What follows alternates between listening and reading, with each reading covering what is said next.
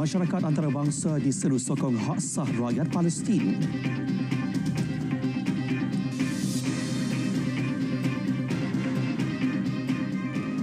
Assalamualaikum, salam Malaysia Madani. Terdapat perkembangan positif antara Hamas dan Israel ketika Qatar mengadakan perbincangan berasingan dengan delegasi kedua-dua pihak di Doha. Jurucakap Kementerian Luar Qatar, Majid bin Muhammad Al-Ansari berkata, melalui perbincangan berasingan, mereka berharap dapat mewujudkan rangka kerja yang akan memainkan peranan penting dalam memastikan perbincangan itu berjaya. Dunia 10 berakhir di sini. Sebelum berpisah, saksikan aksi di Kejohanan Dunia mendukung Isteri 2025 di Finland dengan lebih 200 peserta dari 18 negara mengambil bahagian. Malaysia Madani, rakyat disantuni. Assalamualaikum.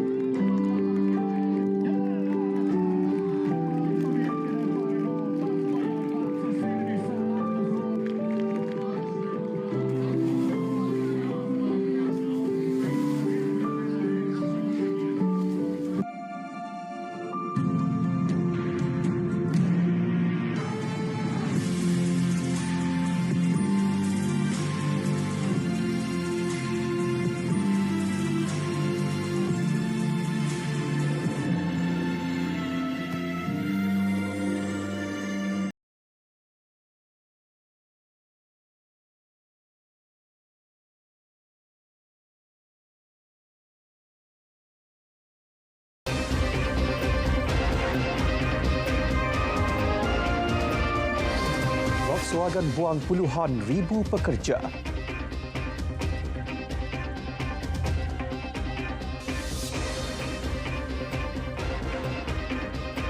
Assalamualaikum, salam Malaysia Madani. Cadangan Volkswagen untuk mengurangkan puluhan ribu pekerja serta menutup beberapa kilang bakal dimuktamad menerusi mesyuarat lembaga penyelia. Ketua Pegawai Eksekutif Oliver Bloom perlu meyakinkan kesatuan pekerja untuk menerima tindakan itu di seluruh kumpulan termasuk jenama Audi dan Porsche. Dunia 10 berakhir di sini. Sebelum kita berpisah, saksikan visual panda bernama Jinhu menyambut ulang tahun yang ke-16 di Zoo Hutan Dalian, China. Saya Zaim Nasir. Assalamualaikum. Salam Malaysia Madani.